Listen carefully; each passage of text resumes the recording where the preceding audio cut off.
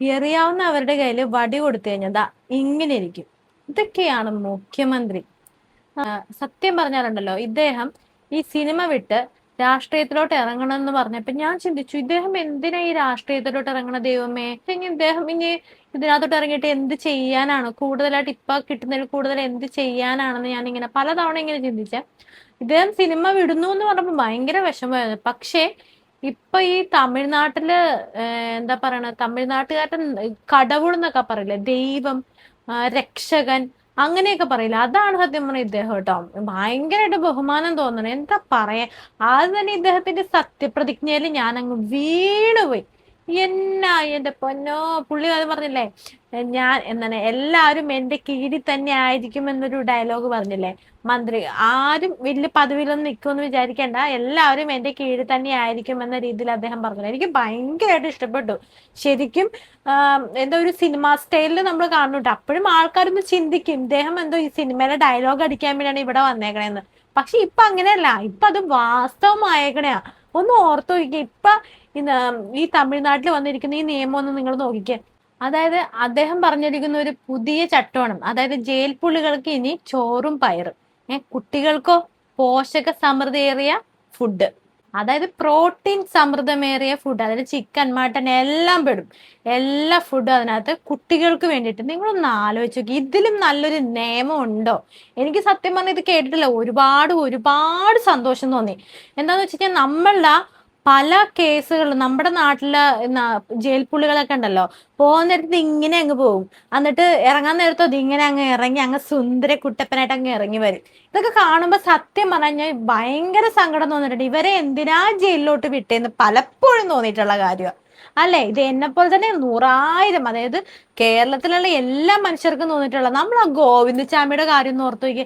ഗോവിന്ദചാമി പോയപ്പോ ഏത് കോലത്തിലായിരുന്നു. പിന്നീട് അയാളെ നമ്മൾ ആ ശിക്ഷയൊക്കെ അനുഭവിച്ചുകൊണ്ടിരിക്കുന്ന സമയത്ത് നമ്മൾ അയാളെ കണ്ടതോ അങ്ങ് സുന്ദര കുട്ടപ്പനായിട്ട് അങ്ങ് ബോഡി ബിൽഡൊക്കെ ചെയ്ത് അങ്ങ് എന്താ പറയണത്, നല്ല തക്കാളിപ്പഴം പോലെ ഇരിക്കുന്ന ഒരു മനുഷ്യനെ പിന്നെ നമ്മൾ കാണുന്നത്. ഞാനൊക്കെ ആദ്യം കണ്ടപ്പോ ഞാൻ വിചാരിച്ചേ, ഇത് അയാൾ തന്നെയാണോ എന്നാ ഞാൻ വിചാരിച്ചത്.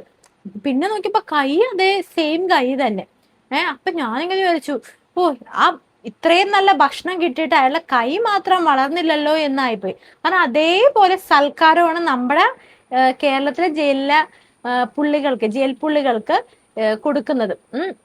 അപ്പൊ ഒന്ന് ആലോചിച്ച് നോക്കി, ഇത്രയും ഭയങ്കരമായ കുറ്റകൃത്യങ്ങളൊക്കെ ചെയ്തിട്ടാണ് ഇവര് ജയിൽ ശിക്ഷ അനുഭവിക്കാൻ പോണെന്ന് നമ്മൾ ഓർക്കണം. അതായത് ഈ കൊല്ലുന്നവരും ഈ മറ്റേ ലഹരി പദാർത്ഥങ്ങൾ യൂസ് ചെയ്യുന്നവരും അതേപോലെ തന്നെ വളരെയധികം കുറ്റകൃത്യങ്ങൾ, ഭയങ്കര വികൃതമായ കുറ്റകൃത്യങ്ങളൊക്കെ ചെയ്യുന്ന ആൾക്കാരായിരിക്കും ജയിലിലോട്ട് പോകുന്നത്.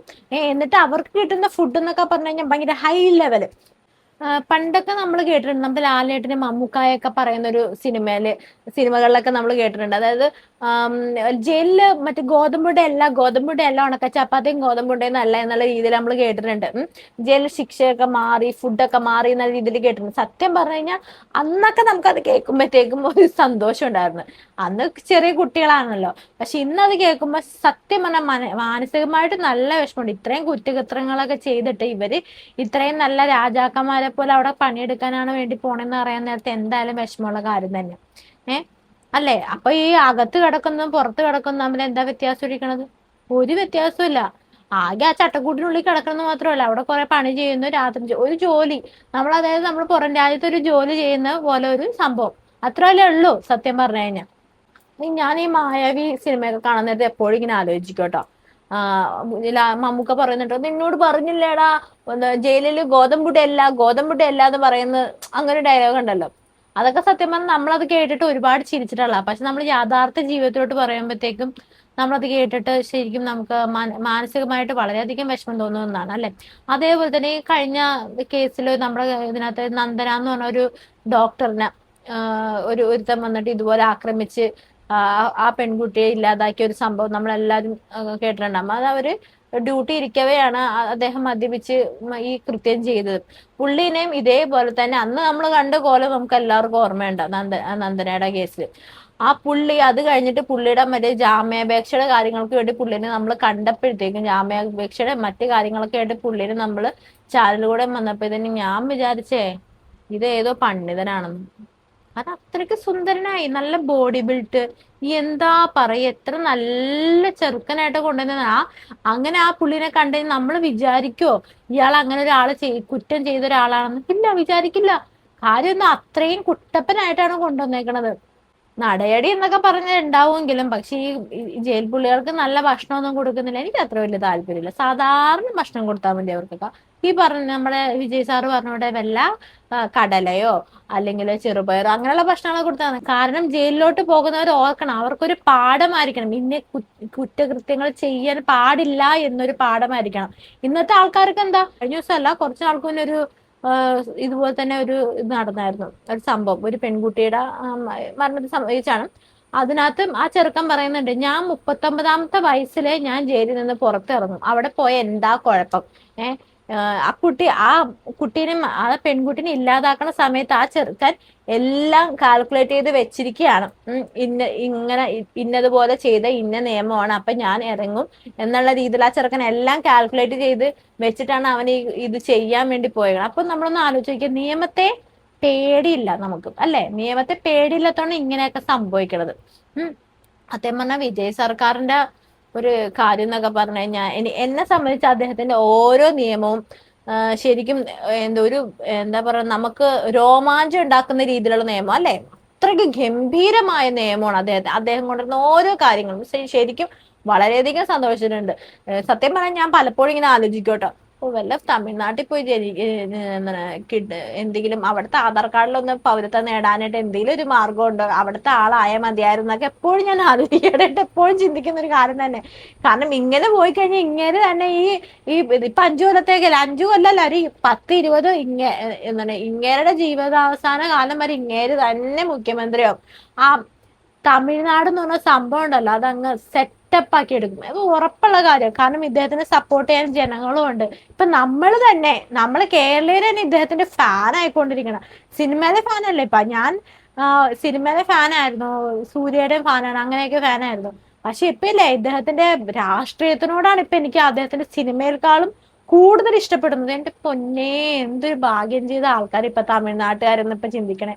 ഓ എന്റെ പൊന്ന് വിജയ് അണ്ണാ, നിങ്ങളൊന്ന് ഇപ്പൊ ശരിക്കും ഇദ്ദേഹത്തിന് ഒന്ന് കാണണമെന്ന് തോന്നണേ.